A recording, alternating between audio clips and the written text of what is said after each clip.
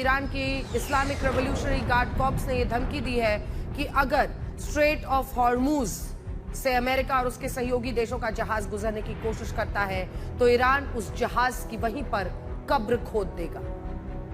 Press TV की यह धमकी राष्ट्रपति डोनाल्ड ट्रंप के उस बयान के बाद आई है जिसमें उन्होंने ये कहा था कि स्ट्रेट ऑफ हॉर्मूज अब खुल चुका है। इस बयान के बाद कुल 3 जहाज स्ट्रेट ऑफ हॉर्मूज की तरफ बढ़ रहे थे, लेकिन इसके बाद आईआरजीसी की नेवी ने एक बयान जारी किया और यह कहा कि राष्ट्रपति ट्रंप कोरा झूठ बोल रहे हैं और अगर अमेरिका या उसके सहयोगी देश अपने जहाजों को स्ट्रेट ऑफ हॉर्मूज से निकालने की कोशिश भी करते हैं तो उन्हें हमला करके इसी समुद्री मार्ग में डुबो दिया जाएगा। आईआरजीसी की इस धमकी के बाद वो तीनों जहाज वापस लौटने को मजबूर हुए जो स्ट्रेट ऑफ हॉर्मूज की तरफ बढ़ रहे थे। मैं आपको बड़ी स्क्रीन पर दिखाना चाहती हूं कि इस वक्त स्ट्रेट ऑफ हॉर्मूज पूरी तरह से ठप हो गया है। जब आप देखेंगे मैप पर तो हम आपको 18 दिन में सिर्फ 21 यहां से जहाज गए। स्ट्रेट ऑफ हॉर्मूज से कितने जहाज गुजरे हैं तो तारीख के हिसाब से पूरा कैलेंडर हमने आपके लिए बना दिया है।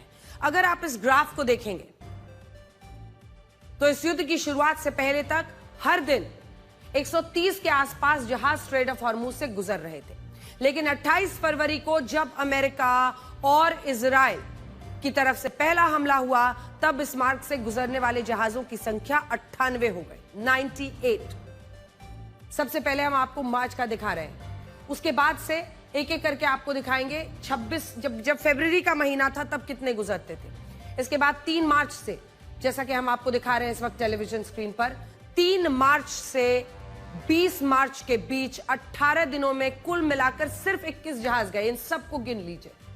मार्च 3 2 जहाज, मार्च 11 1 जहाज, मार्च 19 0, मार्च 4 तारीख को 2, 12 तारीख को 1 भी नहीं, 20 को देखिए 1, 5 तारीख को मार्च में 1, फिर 13 को 3, ऐसे करके पूरा मार्च के महीने में देख लीजिए। और उससे पहले जब आप देखेंगे तो फरवरी के महीने में 26 को 132, 128 27 तारीख को, 28 तारीख को 98, मार्च 1, मार्च 2, 18 और 7 हो जाता है। उसके बाद से ये नंबर घटता ही चला गया। तो कुल मिलाकर फरवरी के महीने में हम आपको दिखा दिया और 18 दिन में सिर्फ 21 जहाज यहां से गुजर पाए हैं और वो भी ईरान की मर्जी से।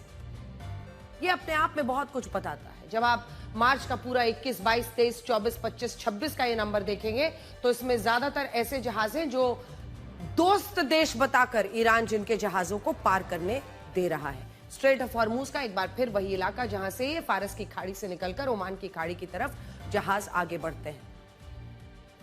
तो देखिए कि किस तरह से मार्च के महीने में लगातार गिरावट आती रही है और उसके बाद से 24 मार्च को 6, 25, 26 को 4 समुद्री जहाज स्ट्रेट ऑफ हॉर्मूज से गुजरे।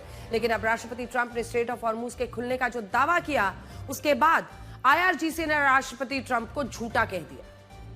इस समुद्री मार्ग को पूरी तरह ठप कर दिया है, उन्होंने दावा किया, और आज शायद इस समुद्री रास्ते से एक भी जहाज नहीं गुजरेगा।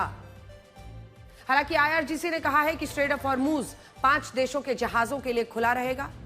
इनमें भारत है, इनमें चाइना है, इनमें रशिया है, इनमें पाकिस्तान है और इसमें इराक भी शामिल है। हालांकि द वॉल स्ट्रीट जर्नल के हवाले से एक बहुत बड़ी खबर यह आ रही है कि ईरान ने स्ट्रेट ऑफ हॉर्मूज को ठप करने के बाद पहली बार चाइना के 2 समुद्री जहाजों को भी वापस लौटा दिया है। चाइना के, रशिया और चाइना ईरान के स्ट्रेटेजिक पार्टनर्स हैं, लेकिन बात यह है कि ये दोनों जहाज आज स्ट्रेट ऑफ हॉर्मूज के पास लरक द्वीप पर पहुंच गए थे। इस दौरान दोनों जहाजों ने अपने AIS ट्रैकिंग सिस्टम से यह संदेश भी प्रसारित कराया कि उनके मालिक और चालक दल चाइना से है। लेकिन इसके बावजूद इन जहाजों को यू टर्न लेना पड़ा। आप यहां देख सकते हैं कि चाइना के ये जहाज किस रास्ते से वापस स्ट्रेट ऑफ हॉर्मूज से लौटे हैं और ये ईरान की तरफ से अब तक का सबसे रेयर मूव माना जा रहा है। यानी यहां से इनको स्ट्रेट ऑफ हॉर्मूज से एक बार ट्रैक करके दिखा दीजिए कैमरा। यहां से वो चलते हैं, वो बताते भी हैं कि चाइना का ये विमान है और चाइना का ही दल है जो चला रहा है, लेकिन उनको स्ट्रेट ऑफ हॉर्मूज क्रॉस नहीं करने दिया जाता है और वो वापस आ रहे हैं। अगर ईरान की मिसाइल शक्ति पर लगातार हमले हो रहे हैं तो फिर आखिर वो थम क्यों नहीं रहा है? वो लगातार क्यों ऐसे चौंकाने वाले हमले इजराइल पर कर रहा है? बहुत सारे लोग इसे चमत्कार मान रहे हैं, लेकिन हकीकत यह है कि इसके पीछे ईरान की ऐसी तैयारी है जिसका अमेरिका और इजराइल के पास कोई जवाब अभी नजर नहीं आता। CNN के मुताबिक अमेरिका और इजराइल ने ईरान की 77% अंडरग्राउंड टनल्स पर बारूद बरसाकर वहां बनाए गए एंट्री पॉइंट्स, एग्जिट पॉइंट्स के रास्तों को नुकसान तो पहुंचाया, लेकिन ये हमले पहाड़ों के नीचे बनाई गई ईरान की मिसाइल सिटीज की एक ईंट तक को नहीं हिला पाए। उल्टा ईरान ने एक ऐसा सिस्टम बनाया जिससे इन अंडरग्राउंड टनल्स के बाहरी ढांचे को हुए नुकसान को हमले के 48 घंटों के अंदर ही सही कर लिया गया है। और यह हम अमेरिकन मीडिया के हवाले से ही बता रहे हैं। इस पर इजराइल के आलमा रिसर्च इंस्टीट्यूट ने भी एक रिपोर्ट जारी की है और यह बताया है कि अब तक इजराइल और अमेरिका ने ईरान के जितने भी मिसाइल ठिकानों पर हमले किए उसका कोई बड़ा नुकसान नहीं हुआ, बड़ा असर नहीं हुआ, बल्कि उसने रिपेयर का काम भी कर लिया है। अब तक मॉडर्न वॉर टेक्नोलॉजी में अमेरिका को सबसे आगे माना जाता था और किसी ने नहीं सोचा था कि ईरान उसका मुकाबला कर सकता है। 1 दिन, 2 दिन, अच्छा 1 सप्ताह युद्ध चलेगा, अच्छा 10 दिन में खत्म होगा, अच्छा 15 दिन, अच्छा 2 सप्ताह हो गए, 1 महीना हो गया, ईरान अब भी हमले कर रहा है और इजराइल में जबरदस्त हमले कर रहा है। अमेरिका का 1 साल का रक्षा बजट जानते हैं कितना है? $961 बिलियन। और ये पैसा, इस नंबर को याद कर लीजिए, $961 बिलियन है अमेरिका का रक्षा बजट। और ये भी याद कर लीजिए कि ये पैसा ईरान के 104 साल के रक्षा बजट के बराबर है। यानी ईरान का 104 साल का रक्षा बजट इकट्ठा कर दीजिए, उतना पैसा अमेरिका 1 साल में खर्च कर देता है। ये आंकड़े कहते हैं कि ईरान का अमेरिका से कोई मुकाबला ही नहीं है और यही सोचकर शायद राष्ट्रपति ट्रंप ने इस युद्ध को शुरू भी किया होगा। लेकिन अब ईरान की तैयारी बता रही है कि भले उसका रक्षा बजट कम हो, लेकिन मॉडर्न वॉर टेक्नोलॉजी में उसका कोई जवाब नहीं, जिसके बारे में अमेरिका सोच नहीं सकता, ईरान वो करके बैठा है। ईरान के नक्शे में एक प्रांत है जिसे यज़्द कहते हैं। इस प्रांत में शिरकू नाम की पहाड़ियां हैं जो कुदरती रूप से ग्रेनाइट से बनी है। ग्रेनाइट वही पत्थर होता है जो बहुत सख्त, बहुत घना होता है। वो बारूद के भी शॉक वेव्स को आसानी से सोख लेता है, उसे ज्यादा अंदर तक फैलने नहीं देता है। अब आज से लगभग 40 साल पहले जब ईरान को यह बात पता चली तो उसने ग्रेनाइट के इन्हीं पहाड़ों के नीचे मिसाइलों के बड़े बड़े शहर बनाने का फैसला किया, मिसाइल सिटीज। यह भी तय हुआ कि ये शहर 500 मीटर नीचे बनाए जाएंगे, 500 मीटर नीचे, ताकि बड़े बड़े हमले में भी इन अंडरग्राउंड शहरों को अंदर से कोई नुकसान ना पहुंचे। ईरान ने कई सालों की मेहनत से ये मिसाइल सिटीज बनाई। इनमें रेल की पटरियों का ऐसा जाल बिछाया जिससे अंदर ही अंदर मिसाइलों को एक जगह से दूसरी जगह भेजा जा सके। ऐसी स्टोरेज फैसिलिटी बनाई गई कि हजारों मिसाइलों को सुरक्षित रखा जा सके और अमेरिका का बंकर बस्टर बॉम्ब भी इनके सामने सुतली बॉम्ब बनकर रह जाए। और ऐसा ही हो रहा है। आपको याद होगा 6 महीने पहले भी ऐसे ही अटैक किया था और डोनाल्ड ट्रंप ने दावा किया था कि we have obliterated the nuclear sites of Iran, यानी हमने बिल्कुल मिटा दिया है न्यूक्लियर साइट्स को ईरान से। लेकिन फिर कौन सा न्यूक्लियर डर था, खतरा था जिसकी वजह से यह अटैक किया? क्योंकि कुछ भी नष्ट नहीं हो पाया। अमेरिका के पास जो बंकर बस्टर बॉम्ब्स है वो जमीन या पहाड़ की सतह से 40 से 60 मीटर नीचे ही हमला कर सकते हैं, और यहां तो 500 मीटर नीचे। ईरान के यज़्द में मिसाइल ठिकाने 500 मीटर नीचे बनाए गए हैं और ये ग्रेनाइट के पहाड़ों के अंदर मौजूद है, इसलिए अमेरिका चाह कर भी इन तक पहुंच नहीं सकता। सोचिए ईरान ने कितना दिमाग लगाया, कितने सालों से इस पर काम किया। उसने एक जगह की जियोलॉजी और उसकी बनावट को समझकर ऐसी अंडरग्राउंड टनल्स बना दी कि आज ईरान के मिसाइल ठिकानों को चाहकर सुपर पावर अमेरिका खत्म नहीं कर पा रहा है। और युद्ध के 28वें दिन भी, 1 महीना पूरा होने के आसपास भी, ईरान लगातार इजराइल पर जबरदस्त बमबारी कर रहा है। ईरान इस बात को भी अच्छी तरह समझता है कि युद्ध सिर्फ हथियारों से नहीं लड़ा जाता, बल्कि युद्ध नैरेटिव, भावनाओं से लड़ा जाता है। और इसका सबसे अच्छा उदाहरण ये तस्वीर है। 26 मार्च को जब IRGC ने इजराइल और अमेरिका के ठिकानों पर बैलिस्टिक और क्लस्टर मिसाइल्स दागी, तब इन सभी मिसाइल्स पर लिखा था, thank you people of India, thank you people of Spain, thank you people of Pakistan and thank you German people.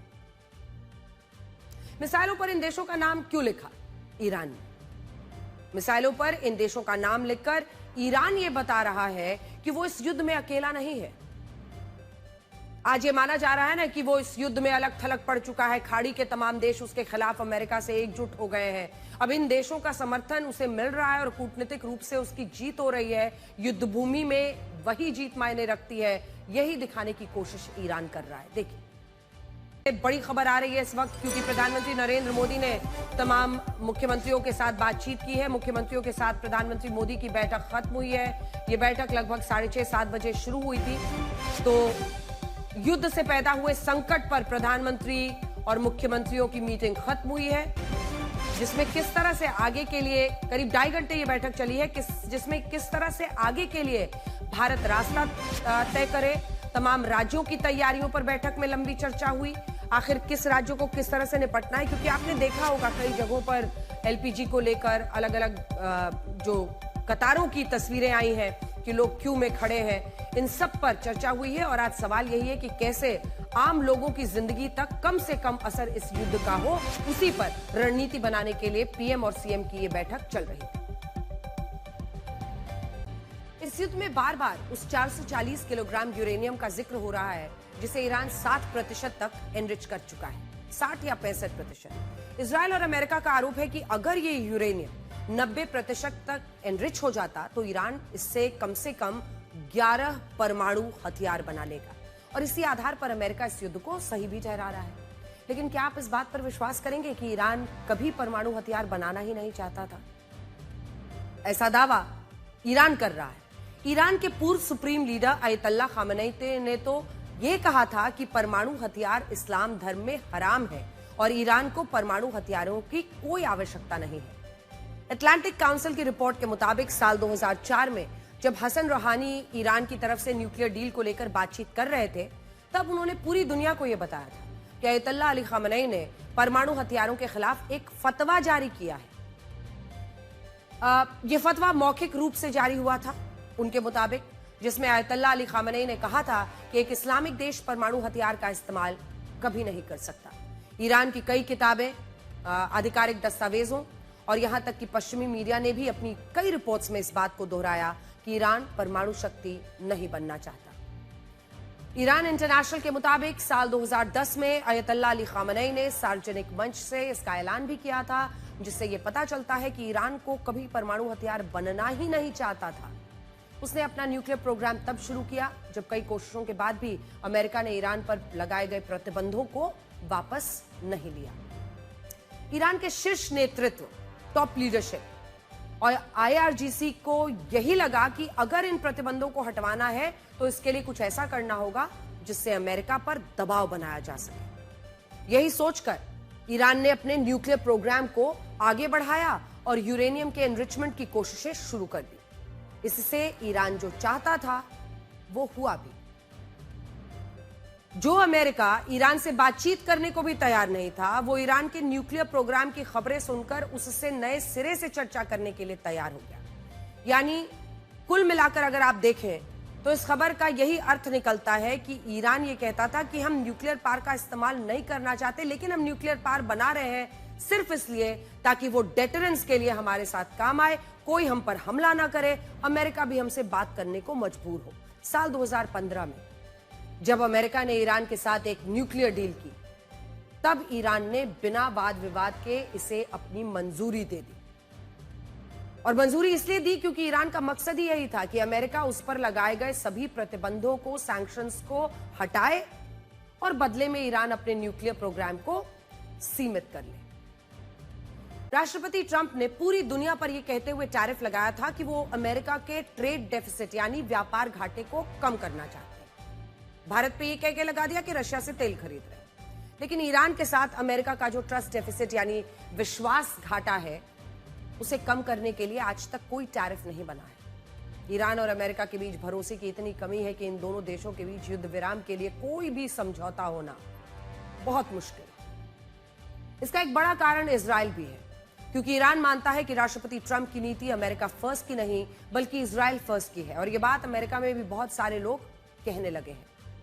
American Israel public affairs committee के मुताबिक साल 2020 से अब तक राष्ट्रपति ट्रंप को $230 मिलियन यानी भारतीय रुपयों में 2165 करोड़ रुपए का चंदा ऐसे संगठनों, उद्योगपतियों, बिजनेस ग्रुप से मिला है जो यहूदी हैं और जिन्हें इजराइल का समर्थक माना जाता है। इनमें मेटा के CEO Mark Zuckerberg, Open AI के CEO Sam Altman, Apollo Global के CEO Mark Rowan, Blackstone Group के सीईओ स्टीव श्वार्ट्जमैन, मशहूर उद्योगपति बिल एक्मैन, मार्वल एंटरटेनमेंट के पूर्व चेयरमैन आइजैक पर्लमुटर और मशहूर कारोबारी मिरियम एंडरसन, सभी का नाम शामिल। ये सभी उद्योगपति यहूदी हैं और साल 2020 से लेकर 2024 के राष्ट्रपति चुनाव में इनके द्वारा राष्ट्रपति ट्रंप को बोरे भर भर के चंदा दिए गए हैं। और यही बात सिर्फ चंदे की बात नहीं है, इससे आगे बात जाती है। इस युद्ध से पहले जिनीवा में जब अमेरिका और ईरान के बीच न्यूक्लियर डील को लेकर बातचीत चल रही थी, तब अमेरिका की तरफ से जानते हैं कौन बातचीत कर रहा था? इस बातचीत की अध्यक्षता कर रहे थे डोनाल्ड ट्रंप के दामाद जैरेड कुशनर और स्टीव विटकॉफ। ये बात तो सब जानते हैं कि जैरेड कुशनर राष्ट्रपति ट्रंप के दामाद है, लेकिन ये बहुत कम लोग जानते हैं और बहुत कम लोगों को पता है कि जैरेड कुशनर और स्टीव विटकॉफ दोनों यहूदी धर्म को मानते हैं। ईरान आरोप लगाता है कि राष्ट्रपति ट्रंप ने ऐसे दो यहूदियों को उनसे बातचीत करने के लिए भेजा जो इजराइल के ज्यादा सगे हैं। इनमें भी राष्ट्रपति ट्रंप के दामाद जैरेड कुशनर इजराइल के प्रधानमंत्री बेंजामिन नेतन्याहू को अंकल नेतन्याहू कहते हैं। आप द न्यूयॉर्क टाइम्स की इस रिपोर्ट को देखिए, जिसमें यह बताया गया है कि जब जैरेड कुशनर हाई स्कूल में पढ़ते थे तब एक बार बेंजामिन नेतन्याहू उनके घर पूरे एक दिन तक रुके थे और उस दौर में जैरेड कुशनर के लिए बेंजामिन नेतन्याहू अंकल नेतन्याहू थे। दूसरे विश्व युद्ध में जब यूरोप में लाखों यहूदियों को मारा गया, तब जैरेड कुशनर के दादा दादी उस हॉलोकॉस्ट में मुश्किल से बचे थे। यही कहानियां जैरेड कुशनर ने अपने माता पिता से बचपन में कई बार सुनी और उनकी पढ़ाई लिखाई एक यहूदी स्कूल में हुई, जहां इजराइल और यहूदी धर्म को एक ही बताया जाता था। जैरेड कुशनर के पिता चार्ल्स कुशनर इजराइल के इतने बड़े समर्थक थे कि उन्होंने इजराइल में कई स्कूलों, अस्पतालों, दूसरे कामों के लिए अच्छा खासा पैसा दिया था, दान दिया था। जब जैरेड कुशनर की शादी राष्ट्रपति ट्रंप की बेटी इवांका ट्रंप से हुई, तब इवांका ट्रंप भी धर्म परिवर्तन करके यहूदी बन गई और यही वो सारे कारण हैं जिनकी वजह से ईरान राष्ट्रपति ट्रंप पर भरोसा नहीं करता। ईरान कहता है कि राष्ट्रपति ट्रंप अगर बेंजामिन नेतन्याहू को अंकल नेतन्याहू कहने वाले अपने दामाद जैरेड कुशनर को, जो यहूदी हैं, उनको मिडिल ईस्ट में शांति समझौता कराने की जिम्मेदारी सौंपते हैं, तो इससे यही साबित होता है कि उनकी नीति अमेरिका फर्स्ट की नहीं बल्कि इजराइल फर्स्ट की है। इस युद्ध में भी पाकिस्तान की भूमिका एक मैसेंजर की है, यहां से वहां, वहां से यहां। जो अमेरिका का संदेश ईरान को पहुंचा रहा है, ईरान का संदेश अमेरिका को पहुंचा रहा है। अब हम आपको बड़ी बात बताने वाले हैं। जो लोग इससे मध्यस्थता कह रहे हैं, वो पाकिस्तान की भूमिका को बढ़ा चढ़ाकर पेश करना चाहते हैं। हकीकत तो यह है कि ईरान पाकिस्तान पर ज्यादा विश्वास करता नहीं। वो अच्छी तरह जानता है कि पाकिस्तान सऊदी अरब और अमेरिका के ज्यादा करीब है, जिनकी ईरान से कट्टर दुश्मनी है। पाकिस्तान इस पूरी कहानी में इसलिए आ पाया क्योंकि इजराइल अली लारीजानी के बाद ईरान के विदेश मंत्री अब्बास अराक्ची और ईरान की संसद के स्पीकर मोहम्मद बाकर गालिबाफ को जान से मारना चाहता था। वॉल स्ट्रीट जर्नल के मुताबिक इजराइल के पास ईरान के इन दोनों नेताओं के ठिकानों की सटीक लोकेशन थी। मोसाद और इजराइल की वायुसेना ने इन दोनों ही नेताओं को खत्म करने की योजना भी बना ली थी, लेकिन इसी के बाद पाकिस्तान इस खेल में आया। पाकिस्तान की तरफ से फील्ड मार्शल असम मुनीर ने 22 मार्च को राष्ट्रपति ट्रंप को फोन किया। ये वॉल स्ट्रीट जर्नल के हवाले से हम आपको बता रहे हैं। तो मुनीर ने फोन किया और यह कहा कि अमेरिका किसी भी तरह इजराइल को इस बात के लिए तैयार कर ले कि वो अब्बास अराक्ची और मोहम्मद बाकर गालिबाफ को जान से नहीं मारेगा। अमेरिका के कहने पर जब इजराइल ने अपनी हिट लिस्ट से इन दोनों नेताओं के नाम निकाल दिए, वॉल स्ट्रीट जर्नल के मुताबिक, तो ईरान का पाकिस्तान पर थोड़ा भरोसा बना। इसके अगले दिन 23 मार्च को पाकिस्तान के प्रधानमंत्री शहबाज शरीफ ने ईरान के राष्ट्रपति मसूद पेजेश्कियान को फोन किया। खुद पाकिस्तान की सरकार ने यह बताया कि राष्ट्रपति मसूद पेजेश्कियान और प्रधानमंत्री शहबाज शरीफ की फोन पर बातचीत हुई है। इसी बातचीत के कुछ देर बाद 23 मार्च को राष्ट्रपति ट्रंप ने पहली बार यह ऐलान किया कि अमेरिका अगले 5 दिनों तक ईरान के ऊर्जा ठिकानों पर हमले नहीं करेगा।